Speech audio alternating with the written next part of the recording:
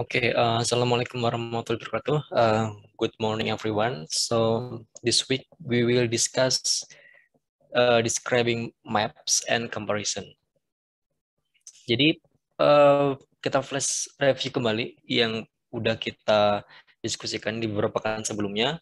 Yang pertama kita punya conceptual writing prompts, conceptual. Kemudian explain a problem writing prompt, explain a problem. Kemudian ada how stuff works, atau bisa disebut procedure atau proses gitu ya, terkait gimana sesuatu terjadi kayak gitu. And this week we will discuss how can we describe about maps.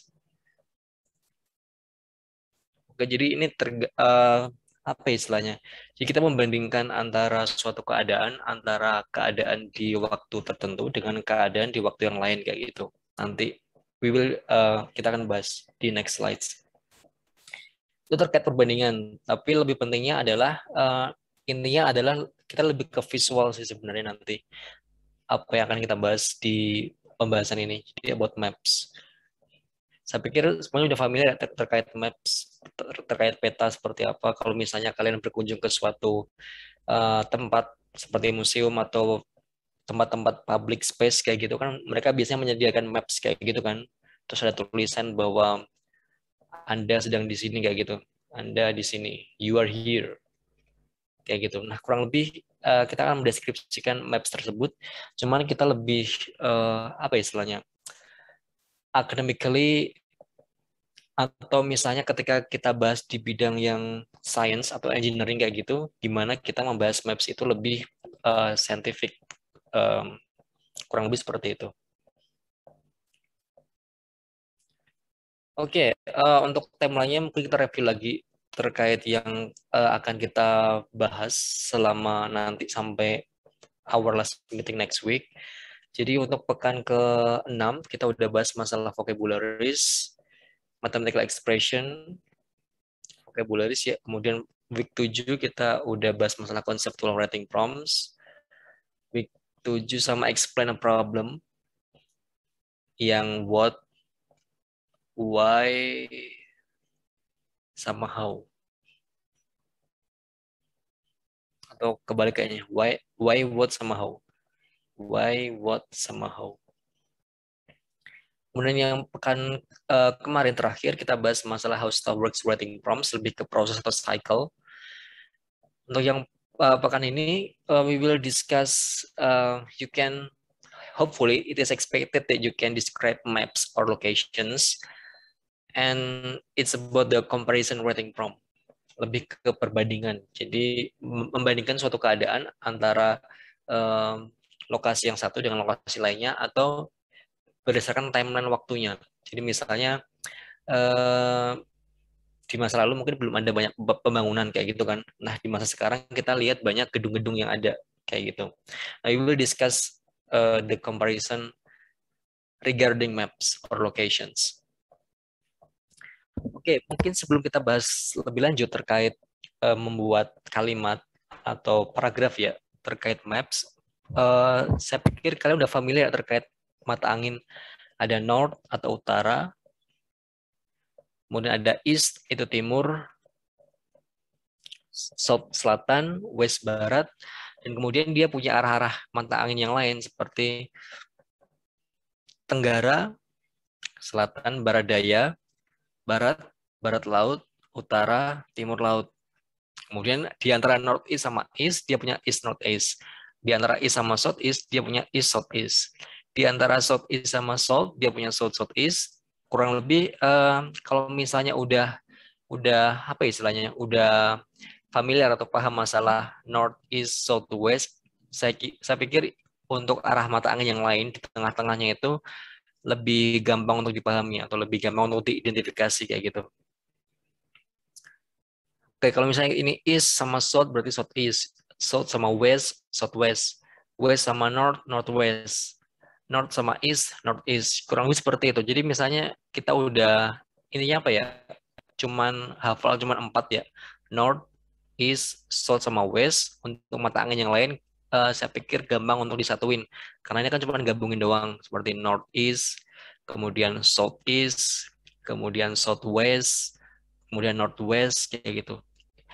Untuk yang arah-arah mata angin yang seperti ini, itu biasanya antar itu yang apa namanya, kosakata yang di awal biasanya itu utara atau selatan, seperti north sama south. Ya kan north di sini kan, north is, south is, southwest, northwest. Biasanya kemudian untuk yang lainnya itu juga sama seperti ini. Ini north, northeast, east, northeast. Kemudian ini east, southeast. Jadi yang menjadi paling awal itu arah mata angin yang utama. Jadi yang utama itu yang pertama adalah north sama south. Kemudian kalau misalnya nggak ada north sama south, biasanya east sama west. Kayak gitu. Misalnya seperti ini, west sama southwest berarti west southwest. Northwest sama west, west northwest. North sama northwest, north northwest kayak gitu. Oke, saya pikir nggak ada permasalahan ya untuk mata angin. Kita next. Tapi ini menjadi apa ya istilahnya? Pacuan kita, karena kalau kita berbicara masalah maps atau peta atau lokasi, kan kita akan berbicara masalah arah gitu kan, di mana lokasi gedung X misalnya. Berarti kita kan perlu mengetahui apakah dia di utara gedung Y, apakah dia di selatan gedung Z, dan seterusnya kayak gitu. That's why we need to understand about these compass points, north, east, south, sama west. Kalau misalnya udah hafal yang 4 arah utama ini, untuk arah yang lain itu lebih gampang untuk di apa ya istilahnya, disusun kali katanya. Jadi misalnya ini kita belum tahu kan ini arahnya namanya apa, ini namanya apa. Jadi kita bisa bikin kayak tadi itu aja. Jadi yang pertama ada north, east, south sama west, tinggal digabung-gabungin kata-katanya. I think it's not that difficult untuk memahami atau membuat apa istilahnya, points-points di antara timur, selatan, barat, dan utara. Oke, describing maps. Sesuai dengan judulnya ya, maps itu kan suatu peta atau lokasi. Berarti kita nantinya adalah diharapkan bisa apa ya istilahnya, menunjukkan arah atau misalnya ada suatu lokasi yang itu pengen diketahui oleh publik kayak gitu. Nah, kita mendeskripsikan lokasi itu biar orang yang belum tahu arah lokasi tersebut bisa tahu lokasinya di mana kayak gitu. Jadi we will have seperti lies, is situated, is located, is sited, to the right of, to the north of, kemudian ada around, below, inside, near, kemudian ada arah mata angin seperti north, south, east, sama west yang kita udah bahas tadi, ada at the top, bottom, di atas, di bawah, ada di kanan atau di kiri, on the right atau the left side, kemudian ada di in the top, bottom right, di bawah bagian kanan, ada left hand corner di pojok kiri, kemudian juga bisa dengan kosakata yang ada jaraknya, misalnya 10 miles from bla bla bla, 10 miles to the right of bla bla bla, 10 miles north of bla bla bla. Jadi ada di 10 miles dari lokasi ini misalnya. Misalnya jarak lokasi X adalah 8 kilometer dari lokasi Y ke arah utara misalnya. Ada juga in the middle, di tengah-tengah, at the center, di tengah-tengah, kemudian along atau off itu biasa sepanjang, across sepanjang, opposite itu berlawanan ya, berlawanan, berlawanan, berlawanan. Kemudian ada close to, itu dekat ya, close itu dekat, near itu dekat, di kurang lebih sinonimnya seperti itu. Ada next to, beside, di samping, is covered with, ditutup, ditutup, ditutup ya, ditutup oleh, is connected to, dihubungkan oleh, kemudian untuk via, through, by means itu melalui biasanya. Biasanya untuk menuju ke arah atau ke gedung X, biasanya kita harus melalui terowongan kayak gitu, atau harus melalui apa ya, misalnya jalan jalan Z, jalan Y, misalnya seperti itu.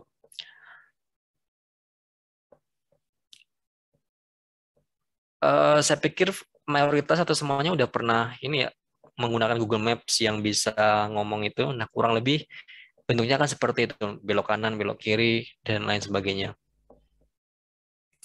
Oke, kita akan bahas malah masalah preposition of time and place, karena ini biasanya banyak yang masih bingung di bagian ini.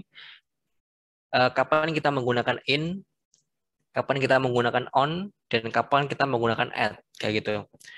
Nah, biasanya untuk yang in itu lebih ke general, secara apa ya, secara umum gitu loh, secara umum seperti apa. Kemudian kalau misalnya on itu lebih ke spesifik, itu lebih kecil ya kalau misalnya digambar dalam bentuk piramida terbalik. Kemudian untuk yang at itu lebih spesifik, very specific. Jadi kalau misalnya in itu lebih general, lebih besarnya ya. More specific itu lebih smallernya, lebih kecil lingkupnya. Kalau misalnya yang at itu lebih kecil lagi kayak gitu. Misalnya seperti ini untuk time. Misalnya centuries, jadi abad, kemudian decades, ada years, tahun, ada months, ada weeks. Jadi misalnya uh, kita bisa sampai ke Amerika dalam 2 minggu. Jadi we can arrive at USA in 2 weeks. In 2 weeks. Kalau misalnya kita pakai on, itu biasanya lebih spesifik. Bisa ke days, bisa ke weekend. Jadi misalnya ada tanggal ya, ada tanggal on May 7, 1964, on my birthday, on Friday, on the weekend, kayak gitu. Kalau misalnya at, untuk yang time, itu lebih spesifik, biasanya lebih ke jam, lebih ke hours. Jadi misalnya, we will arrive at 5 p.m., we will arrive at 12 o'clock, we will arrive at 7 a.m., kayak gitu. Ya, kurang lebih seperti itu untuk membedakan gimana caranya kita menggunakan in, on, sama at. Kalau misalnya masih bingung ya, itu yang masalah time. Gimana kalau misalnya masalah location atau place? Sebenarnya penjelasannya sama ya. The explanation is just the same. In we use in general, on more specific or smaller, and then at we will use it at very specific place. For example, untuk yang in, misalnya lebih ke country, lebih ke city, neighborhood, misalnya in Indonesia, in Jakarta misalnya, in Jakarta, kemudian ya, for example like this untuk location. Kalau misalnya on itu dia lebih spesifik seperti streets, avenues. Misalnya we will apa ya sini? On Oxford Street misalnya Oxford Street. Jadi kalau misalnya dibuat suatu kalimat berarti the location of a building is on Oxford Street. Jadi lokasi suatu gedung ada di Oxford Street. Kemudian kalau misalnya kita pakai yang at, itu biasanya lebih spesifik lagi. Jadi misalnya 734 Oxford Street. Jadi misalnya ini Oxford Street doang, itu kita bisa pakai on. Kemudian kalau misalnya kita udah ada nomornya lebih detail, biasanya lebih ke at. Jadi at 734 Oxford Street. Atau misalnya specific location, the store, at the mall, restoran, kemudian at the school. Jadi lebih spesifik dibanding sama on sama in kayak gitu. Okay, if there are any problems about this, you can raise your hands or chat in the chat box. But if there are not any question, there are no questions, so maybe we can continue our explanation. Oke, ini kita masih bahas masalah preposition of time antara in, on, sama at. Jadi misalnya in tadi ya untuk preposisi untuk waktu, preposisinya untuk in bisa seperti in the afternoon, in the evening, in the summer, in the winter, in fall or autumn, in spring. Kemudian untuk on Friday afternoon, on Monday evening, on summer evening, on a cold day, on my birthday, on my wedding day. Jadi bedanya sama in the afternoon ini sama on Friday afternoon, ini kan dia lebih spesifik, dia menyebutkan Jumat siang. Kalau ini kan cuma siang doang kan, biasanya in the afternoon. Jadi kayak habit. Jadi biasanya gini, saya biasanya makan siang di siang hari. Berarti I usually have my lunch in the afternoon. Tapi kalau misalnya udah spesifik, misalnya saya biasanya makan di tempat X di Jumat siang, khusus di tempat X itu di Jumat siang. Berarti kita bisa pakai on Friday afternoon. Kemudian untuk at itu lebih spesifik lagi, lebih detail seperti at dusk, at night, at sunset, at bedtime, at dinner time, at lunch time, kayak gitu. Untuk membedakan preposisi waktu antara in, on, sama at. Untuk yang place, sama seperti yang tadi kita bahas ya. Oh, ini harusnya ini dari in ya, dari in, on, sama at. Ini kebalik tabelnya. Jadi biar tadi secara garis piramid tadi, in, on, sama at. Kayak gitu. Jadi in a lift atau elevator, in a building, kemudian in a town atau in a country. Kemudian misalnya on itu biasanya on a motorbike, on a wall, on a farm. Kalau at biasanya lebih ke spesifik nama tempatnya seperti at the Chrysler Building, at the entrance, at the front desk, at the concert, dan lain-lain. Oke, ini juga masih membahas masalah perbedaan in, on, sama at terkait preposisi waktu dan tempat.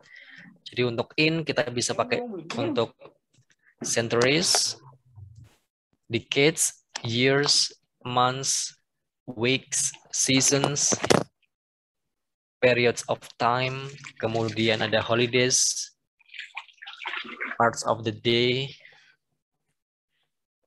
Kemudian untuk yang on itu lebih more spesifik, kita lebih pakai untuk days, dates, kemudian specific days, misalnya my birthday, atau the weekend, atau misalnya Sunday morning, lebih spesifik ya.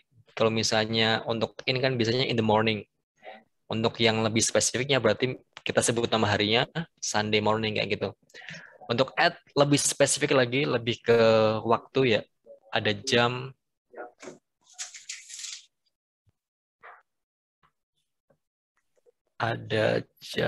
wait. Oke. Ada jam, hours, ada parts of the day seperti midnight, ada holidays without days seperti Easter.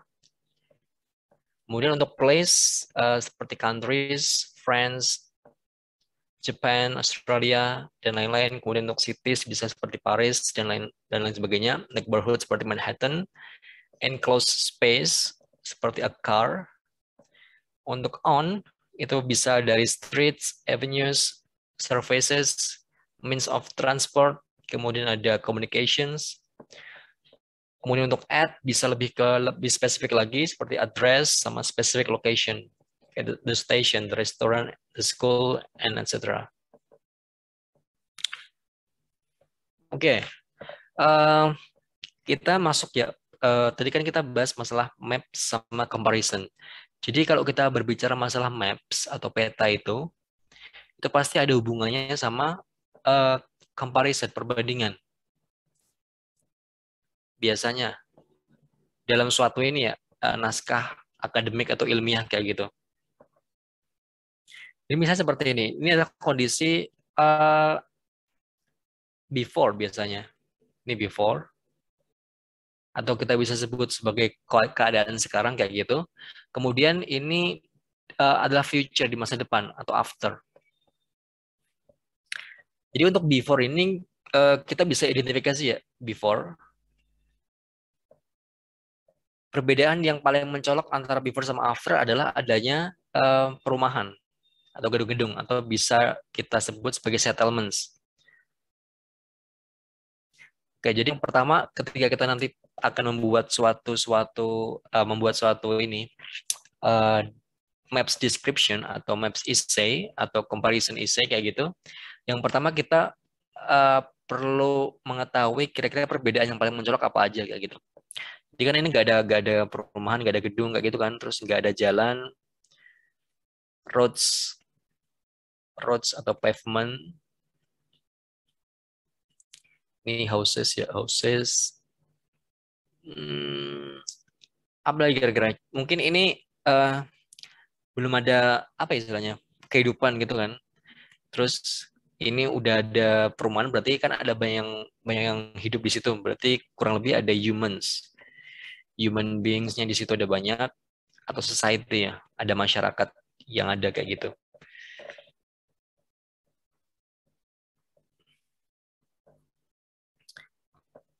Oke, kita kemudian bisa membuat kalimat untuk membandingkan, comparison. Jadi misalnya seperti ini, untuk current itu kan today. Kurang lebih seperti ini. Today we still could see large parks with beautiful flowers. Jadi masa sekarang kita masih bisa lihat taman yang luas gitu ya dengan banyak bunga yang tumbuh di situ kayak gitu. Kemudian in the future their numbers will be decreasing due to huge urbanization. Oke, kita bahas ini dulu ya. Yang kalimat pertama itu bahas yang gambar ini, kalimat yang kedua itu bahas bagian gambar yang ini kayak gitu. Jadi today we still could see large parks without beautiful flowers. Kita bisa lihat kayak gini. Kemudian in the future, di masa yang akan datang, their numbers will be decreasing. Jadi their numbers ini uh, jumlah ini ya, parks sama flowersnya ini. Jadi jumlah dari lahan terbuka, taman-taman yang bisa kita lihat di sini akan berkurang dikarenakan ada mungkin bisa kita sebut huge urbanization, bisa dikarenakan urbanisasi yang besar atau yang tinggi kayak gitu. Tapi kita juga bisa ini menuliskan alasan yang lain kenapa kira-kira adanya pembangunan di sini. Jadi misalnya apa misalnya infrastructure growth, ada pertumbuhan pertumbuhan infrastruktur atau pembangunannya bertambah, atau misalnya ada apa kelahirannya tinggi, high natality rate, natality rates ya, jadi angka kelahirannya tinggi. Apalagi ya, mungkin adanya pemindahan ibu kota kemarin. Jadi yang awalnya mungkin yang di Kalimantan itu dulunya mungkin masih banyak seperti ini, pasti kan nantinya lama-kelamaan akan menjadi banyak settlements ya gitu kan. Jadi kurang lebih apa ya istilahnya business development, ada perkembangan bisnis. Jadi mungkin banyak pabrik di sana sehingga kan mereka butuh banyak seperti staff atau karyawan gitu kan. Sehingga karyawan-karyawan yang dulunya mungkin di tempat lain, mereka akan berpindah ke dekat dari tempat factory-nya kayak gitu. Oke, kemudian kita baru setelah kita udah apa ya istilahnya menceritakan kondisinya, today seperti apa, in the future seperti apa, baru kita bandingkan. There will be more settlement in the future than present day. Jadi akan ada banyak perumahan atau pemukiman kayak gitu in the future di masa mendatang dibandingkan dengan masa sekarang. Jadi bentuk komparisinya adalah ditandai sama ini more sama than. Oke, sepertinya ketika di sekolah menengah udah pernah dibahas kayaknya ya, kalau nggak salah sih terkait comparison. Seperti ini, superlatif dan teman-temannya. Tapi nanti kayaknya kita akan bahas di slide selanjutnya deh. Oke, there will be more settlements in the future than present day. Kurang lebih seperti itu. Oke, ternyata kita bahas terkait komparatif sama superlatif. Oke, gimana caranya kita membuat apa ya suatu comparison dari hal-hal yang seperti ini? Maksudnya kan kita nanti membandingkan kan antara lokasi satu dengan lokasi lain, entah itu nanti berdasarkan waktu atau berdasarkan tempat kayak gitu. Oke, misalnya kita ada adjektif seperti ini, ada tall atau tinggi, ada pendek, kemudian ada fast itu cepat, ada slow lambat, big itu besar, small kecil, strong kuat, weak lemah, old tua, yang muda kayak gitu. Jadi kalau misalnya kita nantinya akan membuat kalimat itu menjadi perbandingan, adjektif ini dia biasanya ditambah er di belakangnya seperti taller, shorter, faster, slower, bigger, smaller, stronger, weaker, older sama younger biasanya. Kemudian kalau misalnya kita ke superlatif, misalnya yang paling tinggi kayak gitu, kita bisa pakai est di belakangnya seperti tallest, shortest, fastest, slowest, biggest, smallest, strongest, weakest, oldest, sama youngest biasanya.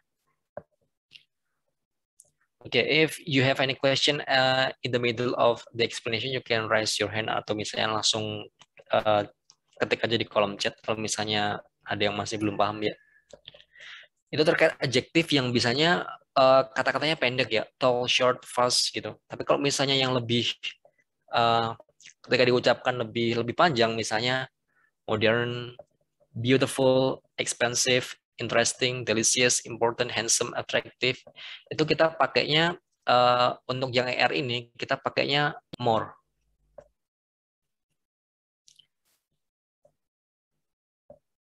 Kemudian kalau misalnya yang superlatif kita pakainya most. Ya, seperti more modern, more beautiful, more expensive, more interesting, more delicious, more important, more handsome, more attractive. Kalau yang superlatif kita pakai most modern, most beautiful, most expensive, most interesting, most delicious, most important, most handsome, most attractive kayak gitu. Oke. Nah, untuk ini ya membuat suatu comparison, kita juga bisa mengidentifikasinya berdasarkan reason sama purpose-nya. Jadi alasan sama tujuan. Jadi misalnya, today we still could see large parks with beautiful flowers. Kemudian in the future, their numbers will be decreasing will be decreasing due to huge urbanization. Jadi kan ini adalah seperti apa ya dampaknya ya, tujuannya ya. Their numbers will be decreasing. Jadi kan ini tujuannya atau dampak. Kenapa bisa ada uh, parks ini bisa akan menurun jumlahnya? Dikarenakan alasannya adalah due to huge urbanization. Jadi due to itu sama artinya dengan because of urbanization. Jadi kayak alasannya apa kayak gitu. The reason in the future their numbers will be decreasing due to huge urbanization. Ini alasannya ya.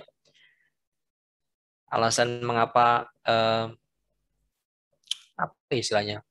Alasan mengapa adanya pertumbuhan settlements atau perumahan kayak gitu. Jadi untuk reasonnya kita bisa identifikasi berdasarkan ini due to huge urbanization, dan untuk kalimat yang lain kita bisa pakai due to, because of, atau owing to.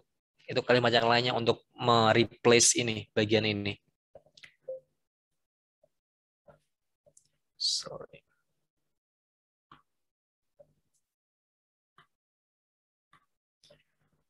Oke, kemudian untuk tujuannya, purpose-nya, kenapa kita ada huge urbanization, sehingga dampaknya adalah both houses and roads will be built in order to create human prosperity.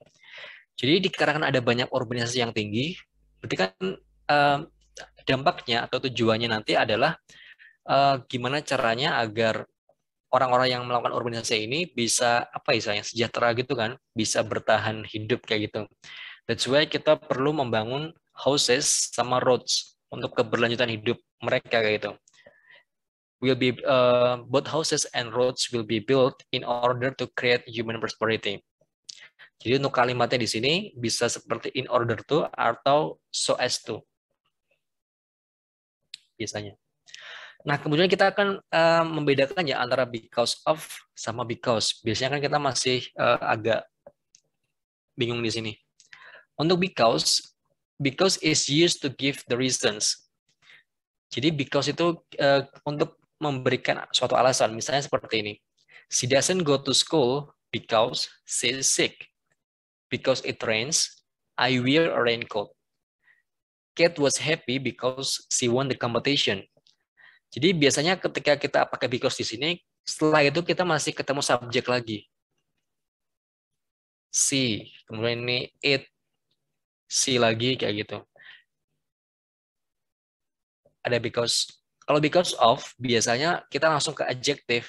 Biasanya seperti ini. She doesn't go to school because of sick. Kalau misalnya ada of-nya di sini ya. Kemudian because of rain. Kemudian because ini Kate was happy because she won the competition. Berarti kalau misalnya dipindah atau diganti ke because of, Kate was happy because of, ini kan won kan dari winning the competition.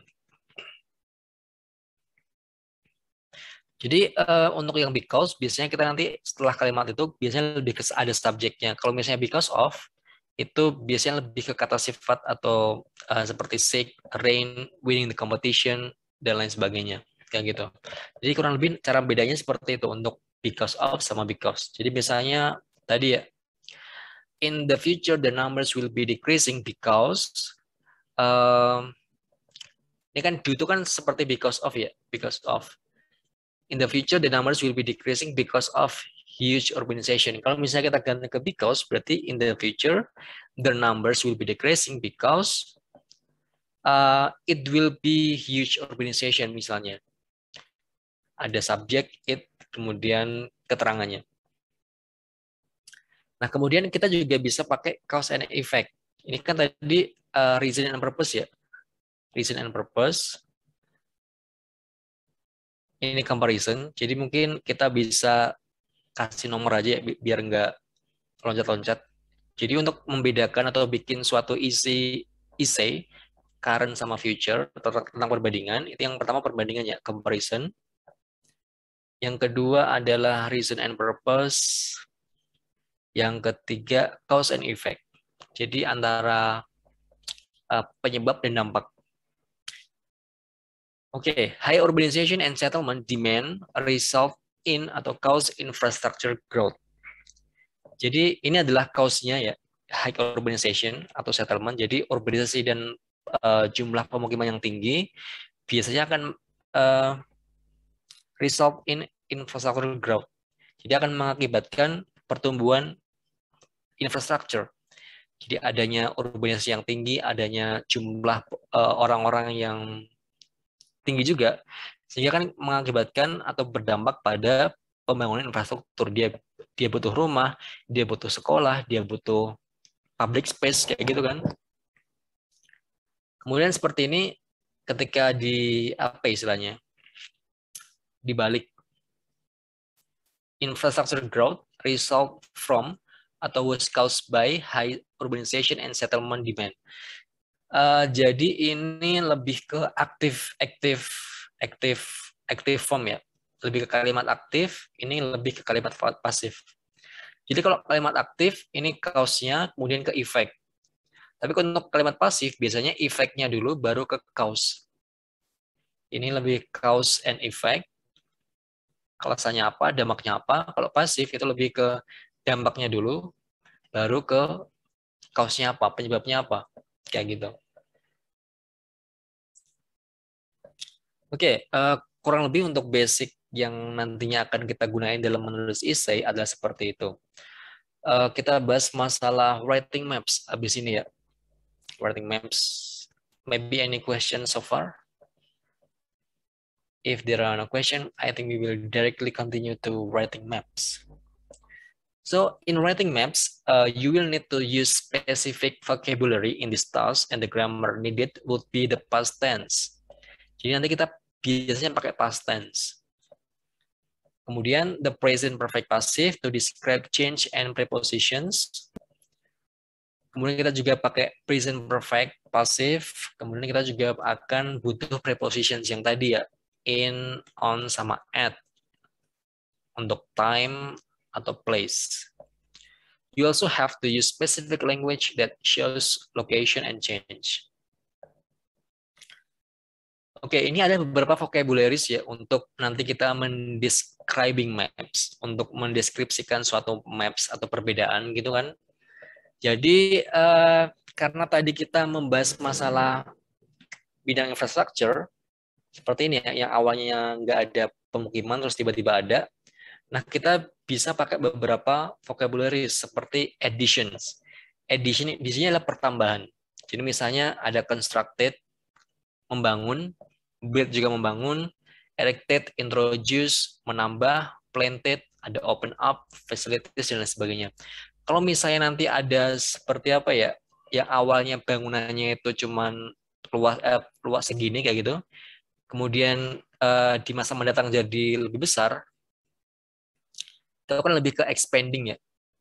Bisa ke enlarge, expanded, extended, ada made bigger, atau develop, kayak gitu. Kalau misalnya ada suatu pemukiman dulunya, terus tiba-tiba di masa sekarang dihilangin, atau diruntuhkan gitu ya bangunannya, kita bisa pakai removing. Bisa demolish, bisa knock down, bisa pull down, bisa remove, bisa cut down, bisa tone down, kayak gitu. Kalau misalnya change into something, misalnya dari rumah diubah menjadi sekolah, misalnya sekolah, atau misalnya pasar, market, atau yang lainnya kayak gitu. Jadi kita bisa pakai vocabularies converted, redeveloped, replaced, made into, modernized, sama renovated. Oke, misalnya seperti ini contohnya ya. Contoh ketika kita membuat suatu kalimat menggunakan kalimat vocabularies yang ini. Misalnya the office were demolished and the surrounding area was redeveloped with a new leisure center opening up. Jadi awalnya di kantor itu dihancurkan, kemudian diubah menjadi tempat hiburan baru. Was redeveloped. Okay, next example, the shopping center was extended and the parking area was enlarged to accommodate more cars. Jadi pusat perbelanjaan itu di extended, itu apa istilahnya? Diperlebar. Ya, diperlebar, kurang lebih seperti itu. Jadi kayak diperbesar kayak gitu bentuknya. And the parking area was enlarged. Jadi tempat parkirnya itu juga diperluas untuk mengakomodasi banyak mobil kayak gitu.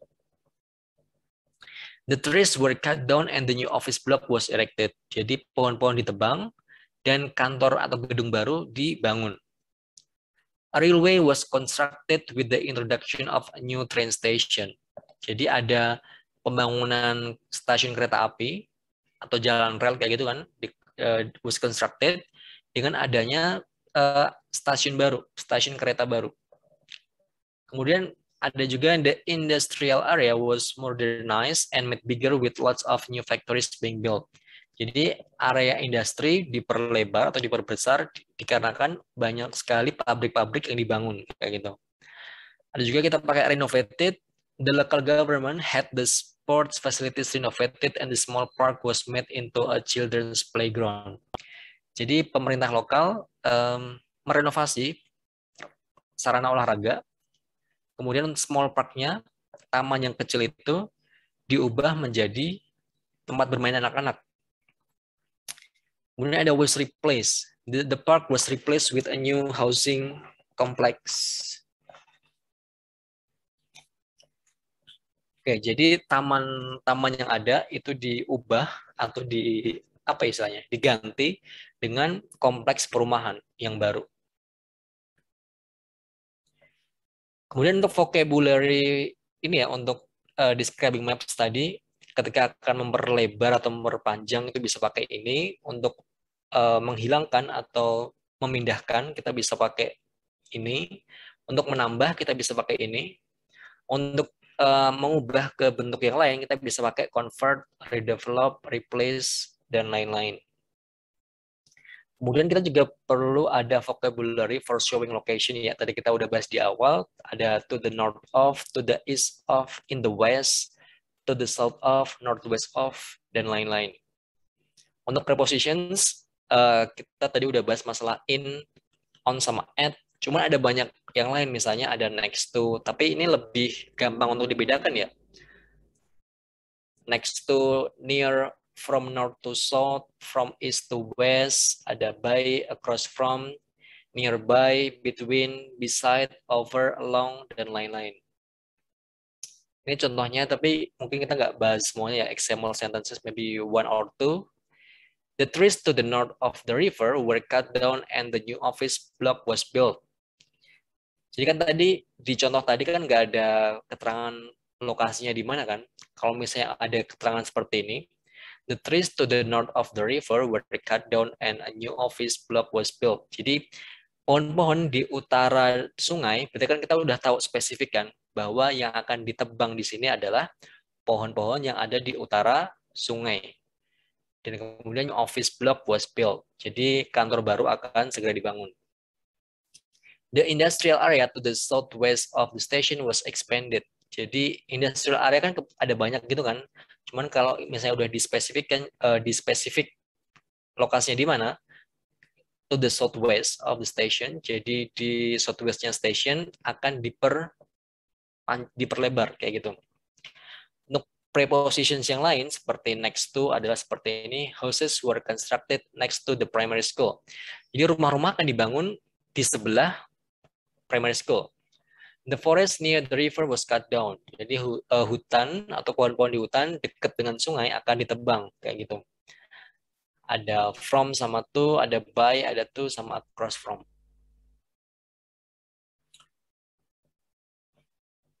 Oke, kemudian nantinya ketika kita mendescribe maps itu kita apa istilahnya? Kita perlu vocabulary for describing change over time. Karena kan kita biasanya membedakannya waktunya biasanya kan panjang. Bisa 20 tahun gitu kan. Perbedaannya bisa 10 tahun dan lain-lain.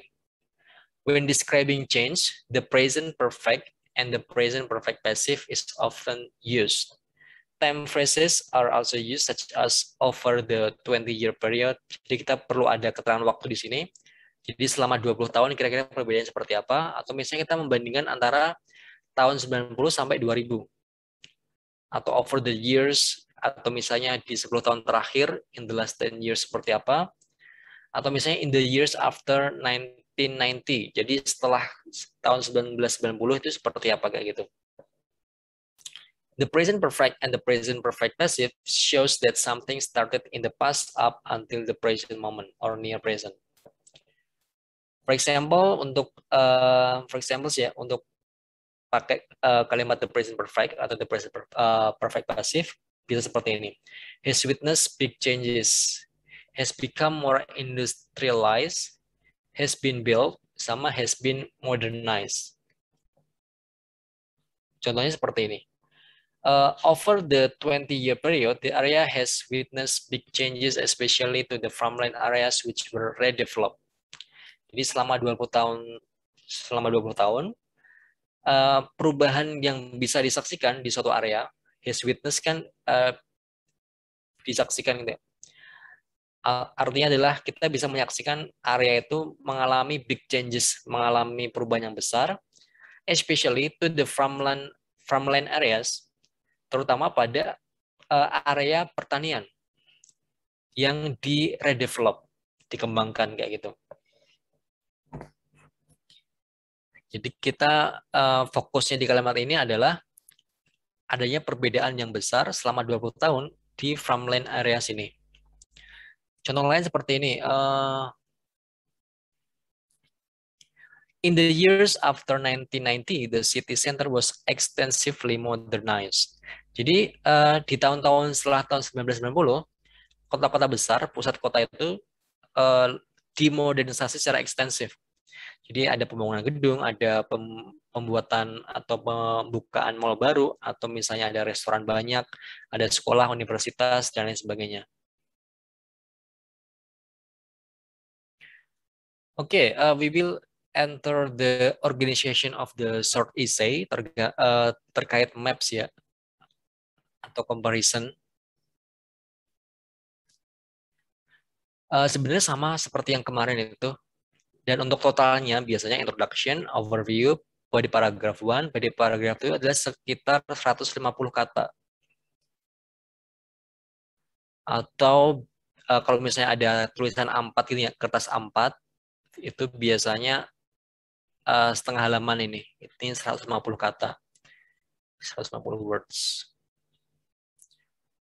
Oke, kita masuk ke introduction. Kemudian ada overview, body paragraph 1, body paragraph 2.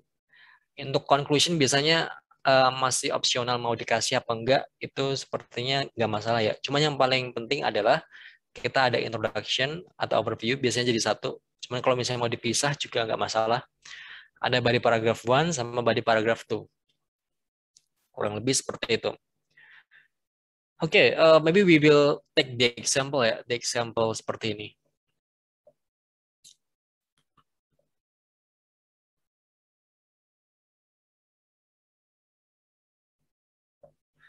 Oke, jadi bisa kita lihat ada dua peta ya, ada dua peta yang kiri sama yang kanan. Itu kan tahunnya beda. Yang kiri itu adalah gambar peta di tahun atau kondisi suatu daerah gitu ya, di tahun 1986. Kan jauh udah lama ya, 1986. Nah, kemudian untuk yang kanan ini lebih ke present, kondisi sekarang itu seperti apa kayak gitu. Nah, sama seperti tadi ketika di awal ketika ada gambar, berarti kita yang pertama mengecek di mana saja perbedaannya kayak gitu. Yang pertama kan ada bridge, ini masih sama ya, nggak berubah. Kemudian yang ini berubah ini, bentuk settlements di sini ya, bentuk settlements di sini dia kan berubah lebih banyak. Kemudian shops-nya di sini di keadaan sekarang itu dia nggak ada. Post office masih ya. Kemudian untuk yang perumahan di sini juga jadi banyak. Kemudian untuk primary school, dia kan bentuknya awalnya gini kan, dari bentuk atapnya. Kemudian ketika masa sekarang, dia bentuknya seperti ini. Ada 3 atap jadinya. Apalagi gardens. Garden sama large house, ini kan jadi satu awalnya. Ketika udah diubah, jadinya seperti ini. Retirement house. Retirement home. Jadi kayak panti apa ya, yang buat orang-orang pensiun biasanya. Retirement home. Kemudian ada farmland dulunya, ada farmland di sini, ada farmland, terus ada apa istilahnya ya,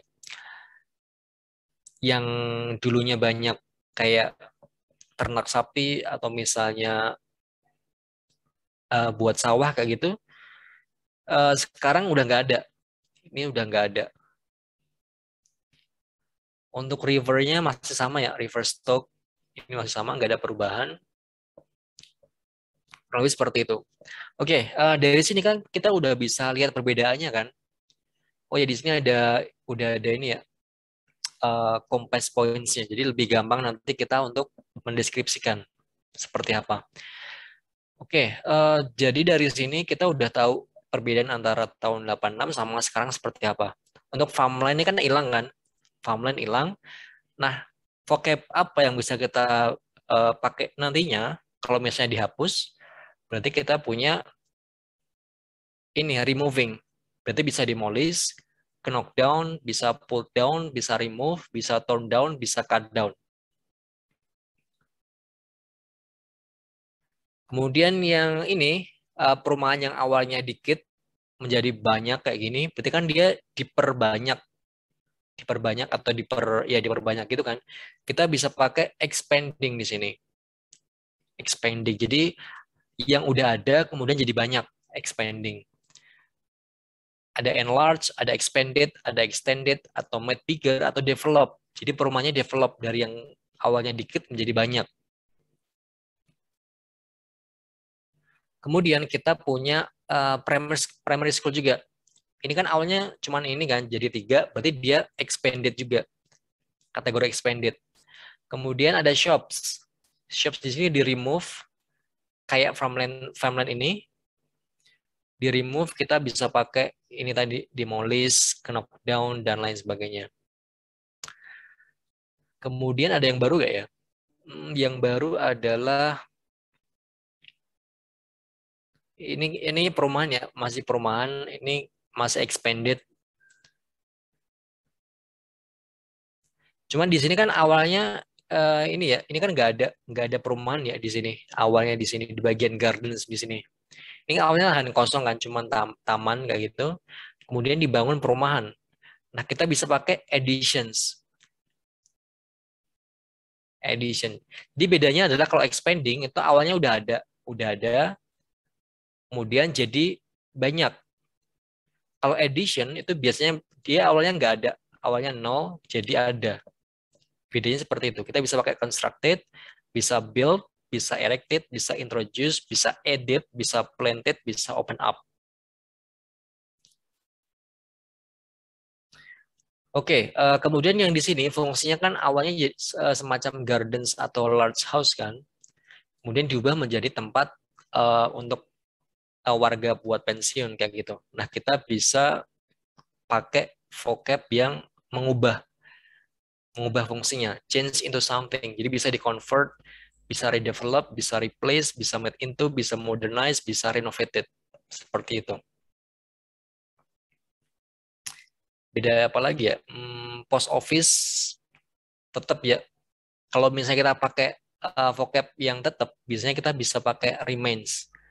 Remains maksudnya masih ada di situ, nggak dihancurkan, nggak ditambah, nggak diapa-apain kayak gitu. Terus apa lagi ya? Oke, kurang lebih kayak gitu kayaknya. Kayak cuma itu ya yang yang diubah-ubah. Nah, kemudian kita baru bisa bikin kalimat yang apa ya istilahnya, yang logis seperti apa. Kan tadi kita cuma pakai vocab-vocab yang tadi kan. Nah, kemudian kita pakai vocab yang ada arahnya nantinya. Jadi misalnya uh, primary school, kan kita nggak tahu primary school itu yang mana gitu kan. Kemudian kalau misalnya ada tulisannya, kalimatnya mungkin seperti primary school yang ada di depan post office yang akan di-expanded menjadi uh, lebih besar kayak gitu. Oke, kurang lebih itu ya overview-nya seperti itu. Kita masuk ke bikin kalimatnya seperti apa kayak gitu. Kita masuk ke introduction, pembukaan. Introduction sebenarnya cuma satu kalimat atau dua kalimat udah cukup sebenarnya. Nggak perlu banyak-banyak ya. Biasanya satu sampai dua kalimat aja. Okay, the maps illustrate the main changes which have taken place in the town of Denham from 1986 to the present moment. Jadi introduction itu kayak apa ya? Menggambarkan sebenarnya kita tuh mau nyeritain apa sih kayak gitu. Ini kan maps ini akan menceritakan suatu perubahan di kota, ada tulisannya nggak? Kotanya apa? Kalau misalnya nanti ada kotanya, biasanya ada tulisan kotanya. Coba ini kita pakai the town of Denham ya, ada di kota X misalnya, di kota Denham, dari tahun 1986 sampai kondisi sekarang, present moment, kayak gitu. Jadi kita cuman di introduction bisa pakai itu aja, satu atau dua kalimat, atau misalnya mau nambah kalimat. Cuman kalau misalnya pakai satu kalimat, actually it's okay. Kemudian kita bisa pakai apa ya di introduction itu? Perbandingannya tadi. Atau misalnya apa ya istilahnya? Kalimat lain. Misalnya seperti ini. The maps depict the changes of Denham City in the last 2 decades. Jadi maps ini itu menggambarkan perubahan di kota Denham selama 2 dekade atau 20 tahun. Atau bisa juga di kalimat lain, the maps features the changes of Denham City from 1986 to the present day. Ini kan sebenarnya artinya sama kan, cuman beda kalimat aja. Ini dia depict atau features ini kayak apa ya, sinonimnya, sinonim.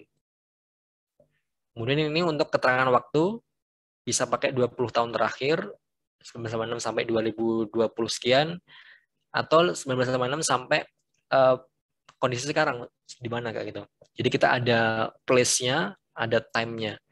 Ini place, ini time.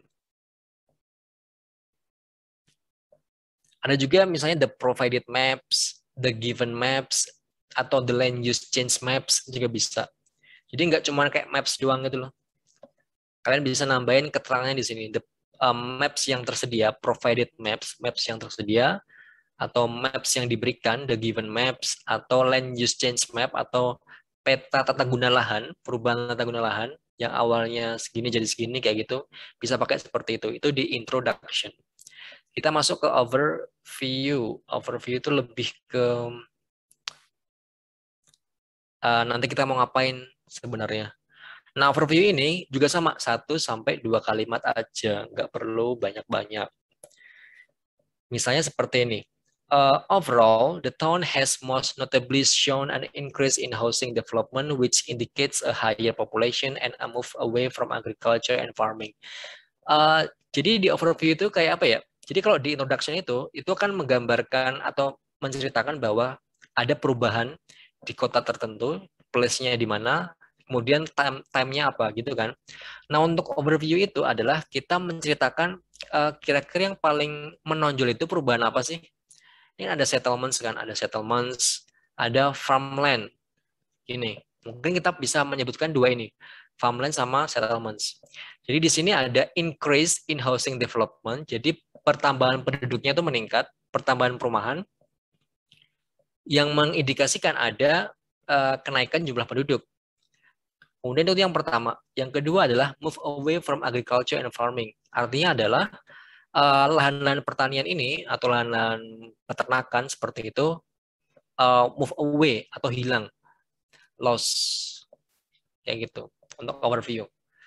Contoh lain untuk overview adalah kita bisa pakai tadi cause and effect ya, cause and effect.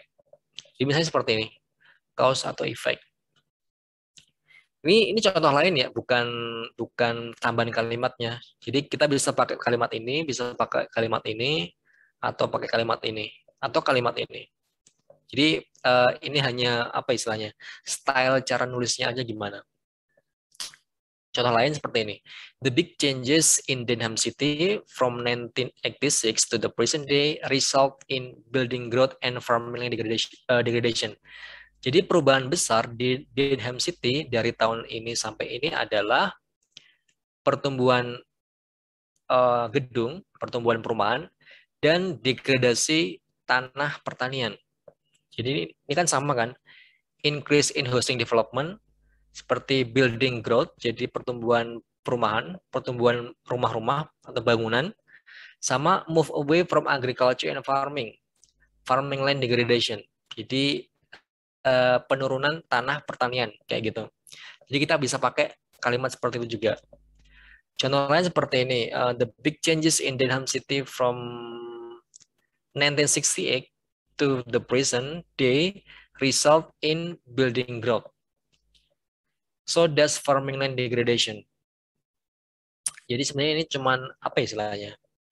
Kalimatnya beda, cuman intinya sama sebenarnya. Tinggal nanti gimana nanti apa namanya teman-teman bikin kalimatnya seperti apa. Tapi kurang lebih itu yang akan dibahas di overview. Perbedaan yang paling menonjol. Bukan perbedaan sih, apa ya? Perubahan. Perubahan paling menonjol. Bagian apa? Oke, kita masuk ke body paragraph yang pertama. Nah, untuk body paragraph yang pertama, sorry, kita balik ke tadi ya, struktur organisasi. Jadi introduction tadi ada 1 atau 2 kalimat, atau 1 kalimat aja ya, 1 kalimat. Overview 1 kalimat. Nah, body paragraf 1 sama 2 mungkin agak lebih panjang ya, mungkin 3 atau 5 kalimat gitu ya, 3 sampai 5 kalimat. Ini 3 sampai 5 kalimat juga. Oke, kita masuk ke body paragraph yang pertama. Body paragraph yang pertama ini kan ini ya, ada dua gambar, 1986 sama prison kayak gitu. Nah, mungkin kita bisa bedainnya seperti apa ya misalnya. Saya coba baca benar ya. One change that stands out, blah, blah, blah, blah.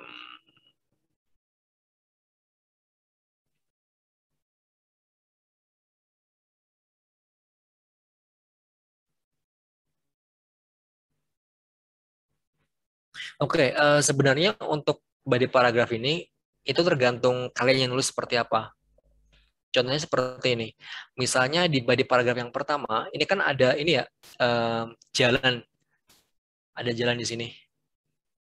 Kayak gini kan. Nah, untuk body paragraf yang pertama, kalian bisa menceritakan yang ini dulu aja, bagian sini. Body paragraf yang kedua, kalian menceritakan bagian yang sini. Tapi tergantung kalian nanti nyamannya seperti apa. Cuman yang tadi, yang perbedaan-perbedaan tadi yang kita bahas di awal itu, perlu disampaikan semuanya. Jadi farmland hilang, gardens-nya berubah, primary school diperlebar, diperbesar kayak gitu, shops-nya hilang, post office masih kayak gitu. Jadi untuk stylenya sebenarnya tergantung nanti kalian masing-masing buatnya seperti apa. Bisa ini dipecah jadi dua di jalan ini ya. Ini pada paragraf pertama, pada paragraf kedua. Jadi biar kita nggak bingung buat jelasnya kayak gitu loh. Atau misalnya kita bikin atas bawah gini ya. Ini body paragraf satu, ini body paragraf dua kayak gitu. Jadi yang baca itu lebih terarah arahnya. Jadi nggak tiba-tiba body paragraf satu bahas post office, tiba-tiba langsung gardens, tiba-tiba langsung farmland kayak gitu. Jadi lebih gampangnya adalah kita pakai itu aja, apa istilahnya, blok-blok kayak gitu loh. Jadi ini kiri kanan atau atas bawah kayak gitu. Oke, kita coba bahas ya. One change that stands out in is that there has been a significant redevelopment over the whole period. Jadi emang ada banyak perubahannya di situ. To the east of the river, stock housing now dominates the area of what was once farmland. Jadi to the east of river stock ya, di timur dari river stock ini adalah yang dulunya farmland, dia banyaknya sekarang adalah housing. Housing now dominates the area yang dulunya adalah farmland. Kurang lebih seperti itu. Kemudian in 1986, there were shops and just a handful of residential properties. Jadi dulu di sini ada shops di sini. Now there are neither shops nor farmland left, although the post office is still there. Jadi kita kayaknya masih bahas di bagian kiri ya. Shops-nya itu dulunya ada, sekarang nggak ada. Kemudian untuk post office itu masih di situ, is still there, masih di sini. The bridge over the river Stock still stands as it did in 1996. Jadi jembatan ini juga masih ada di masa sekarang sama di masa yang kemarin kayak gitu. Jadi untuk body paragraf pertama kita bahas yang bagian kirinya ini ya. Jadi kita bahas shops, post office, farmland sama bridge. Ada 4 komponen. Nanti tergantung atau terserah nanti kalian bahasanya seperti apa gitu. Tapi kurang lebih caranya seperti itu. Entah itu nanti post office-nya masih tetap, kemudian shops-nya hilang, pakai vocab yang tadi kita mention di awal kayak gitu. Oke, jadi kurang lebih untuk body paragraph 1 antara 3 sampai 5 kalimat intinya adalah kurang lebih membahas apa-apa aja yang menjadi perubahannya. Ini ada shops, ada post office, ada farmland, ada bridge gitu kan. Nah, itu kita bahas di paragraf yang pertama karena di bagian kiri. Bagian kanan berarti kita di sini bahas yang masalah bagian sini ya. Bagian sini. Bagian kotak sini. Another noticeable change is that more roads have been built around the housing complex. Jadi ketika kita cek di bagian kanan, ini kan kita banyak lihat ini ya, roads-nya lebih banyak dibanding yang dulunya. Jadi more roads have been built. Jadi banyak jalan telah dibangun di sekitar area perumahan. Kemudian additionally ditambah the gardens that were in front of the large house in 1986. Jadi gardens yang di depan in front of large house di tahun ini have been removed. Kita pakai vocab remove, and the house has been expanded and converted into the retirement home. Jadi large house yang di depan, gardens yang di depan large house itu di remove, dihilangin ya, dihilangin, kemudian house-nya ini expanded atau converted into the retirement home. Jadi gardens-nya hilang, rasionya berubah jadi retirement home. Kemudian the primary school still stands, jadi primary school ini masih berdiri di sini, and has been extended in the decades since. Jadi primary school-nya itu masih ada di situ, tapi dia extended. Jadi diperpanjang bangunannya. Yang awalnya cuma satu atap kayak gini kan jadi 3 atap. Berarti kan lebih besar kayak gitu. Nah, habis itu kita udah selesai. Body paragraf 2 selesai sekitar 3 sampai 5 kalimat. Intinya adalah yang apa namanya? Yang utama-utama aja yang menonjol. Ini kan ada primary school, ada garden slash house, ada roads, jalan gitu kan. Pada paragraf 2. Kemudian kita baru gabungin semuanya. Ini adalah introduction, satu kalimat, overview, satu kalimat, kemudian body paragraph 1 ya itu sekitar 3 sampai 5 kalimat gitu kan. Body paragraph 2 3 sampai 5 kalimat. Ini totalnya adalah 175 words. Idealnya mungkin sekitar itu ya, 150 sampai mungkin maksimum 200 words aja. Tapi kalau bisa sekitar 150 aja, 150 sampai 175 misalnya. Tapi jangan di bawah itu ya, jangan cuma 100 words gitu. Kurang lebih idealnya adalah 150 words. Kayak gitu. Okay, maybe any questions regarding gimana cara kita bikin ini? Ada pertanyaan nggak?